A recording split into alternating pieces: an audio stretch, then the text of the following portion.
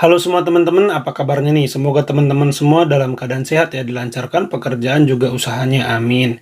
Ya, isu mengenai Gibran yang menjadi cawapres Prabowo sepertinya kemungkinan besar akan menjadi kenyataan nih teman-teman. Karena menurut berbagai sumber, persyaratan capres-cawapres Gibran Prabowo sudah selesai, sudah lengkap. Dan pada hari ini Gibran terbang ke Jakarta. Ada isu, teman-teman bisa baca sendiri di media online bahwa besok itu akan deklarasi antara di Jakarta ataupun di Surabaya gitu. Jadi isunya semakin panas bahwa Gibran akan menjadi cawapres Prabowo. Ya, kalau saya pribadi saya sudah berkali-kali bilang dalam video sebelumnya, saya pihak yang sangat kecewa karena bagi saya memakai Mahkamah Konstitusi untuk memberi karpet merah kepada Gibran adalah sebuah pengkhianatan reformasi dan bagi saya sangat memalukan. Masih ada juga yang menganggap Pak Jokowi tidak ikut campur, tapi bagi saya bukan perkara itu. Gibran adalah anaknya dan Gibran sendiri sudah dewasa.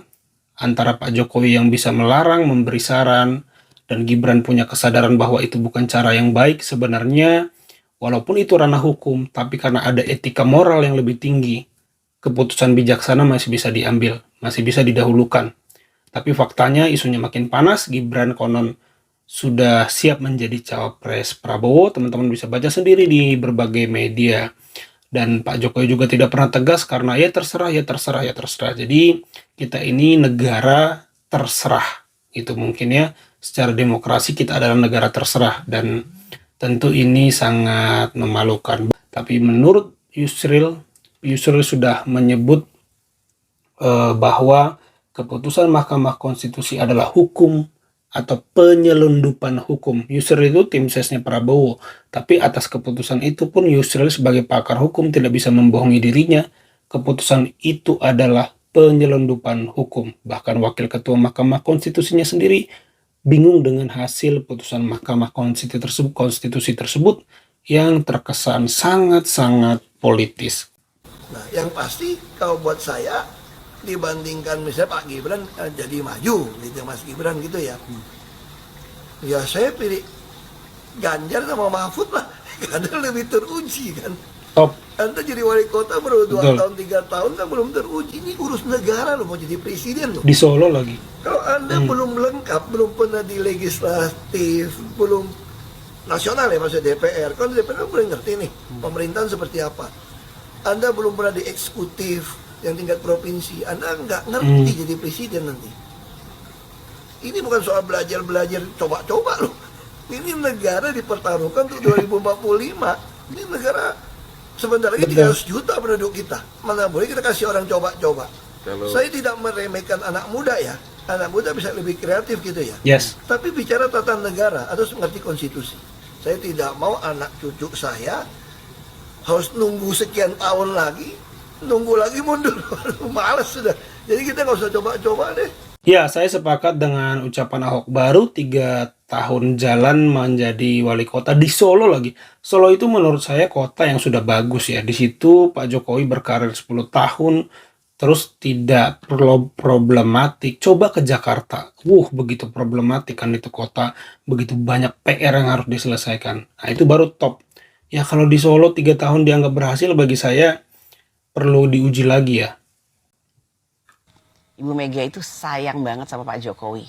Dan tentu saja hormat sekali sama Pak Jokowi sebagai presiden. Kenapa? Ingat nggak waktu itu?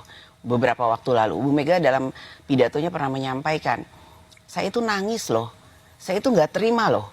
Kalau kemudian melihat Pak Jokowi itu dibully. Saya baru pertama kali ini mendengar Ibu Mega membela seseorang sampai seperti itu. Artinya saya mau di depan ngebelain Pak Jokowi gitu. Karena apa? Karena saya bisa melihat bahwa sebagai seorang ibu kepada ya mungkin bukan anaknya ya, bisa bicara sebagai adiknya mungkin. Sebagai adiknya itu sayang banget dan hormat banget sehingga berharap bahwa presiden kita itu Pak Jokowi itu bisa sukses, bisa melaksanakan tugas-tugasnya dengan baik dan kemudian jangan dibully terus dong, lihat dulu hasil kerjanya. Ya, kalau Megawati nggak care sama Pak Jokowi, nggak akan dimajukan jadi wali kota 2 kali. Tidak dibuka peluang karirnya ke Jakarta. Bahkan tidak mungkin diajukan jadi presiden.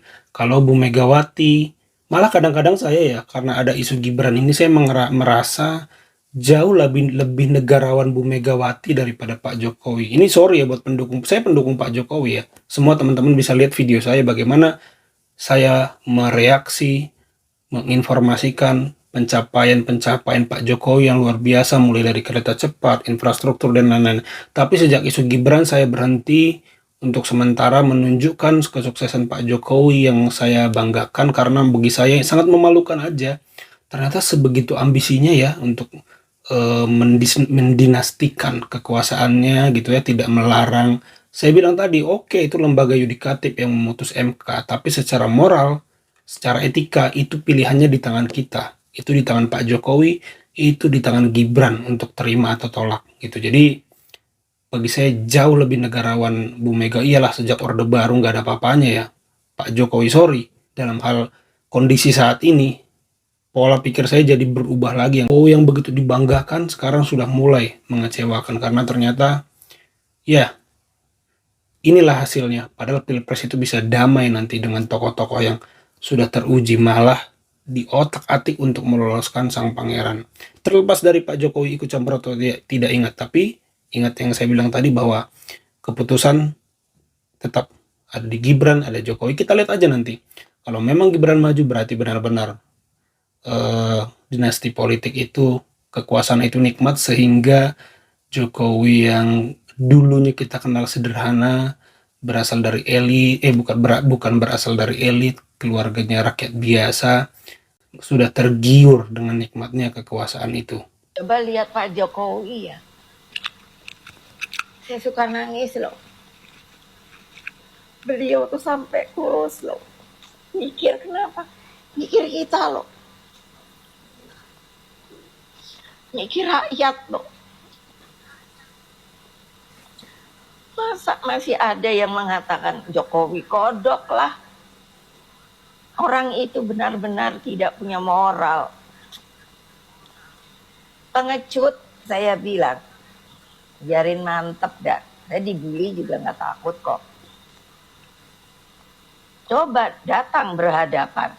Jantan kamu. Kita mesti jadi berkelakuan sebagai warga negara yang punya etika moral. Jangan sembarangan. Ya mungkin Pak Jokowi udah lupa ini. Pak Jokowi lupa siapa dulu yang menghina-hina dia. Pak Jokowi lupa siapa yang melindungi dia. Pak Jokowi lupa partai apa yang terus menjaga dia, sehingga pemerintahannya, undang-undang yang dia usulkan, itu semua gol di legislatif. Di eksekutif gol semua biaya anggaran infrastruktur. Pak Jokowi harus ingat kembali, jangan terbuai dengan kekuasaan, jangan terbuai dengan tawaran yang lebih menarik untuk anggota keluarga dari partai lain. Kayak gitu. Jadi, wah, saya sih kalau jadi Pak Jokowi nggak akan sampai hati mengkhianati yang namanya Ibu Mega dan PDIP. Kalaupun saya jadi Gibran, saya nggak akan hianati, karena secara pribadi ya PDIP yang membawa dia ke Solo sampai membatalkan calon lain kan waktu itu. Akhirnya Gibran yang maju. Gibran, bukan hanya Gibran, ada Bobi Nasution di Medan. Artinya keluarganya itu sebenarnya keluarga PDIP. Tapi saya pikir keluarganya Pak Jokowi ini bermanuver yang tidak perlu ya. Ya itu aja teman-teman video kali ini. Terima kasih yang sudah menyimak sampai selesai. Semoga teman-teman semua dalam keadaan sehat. Sampai jumpa di video saya selanjutnya.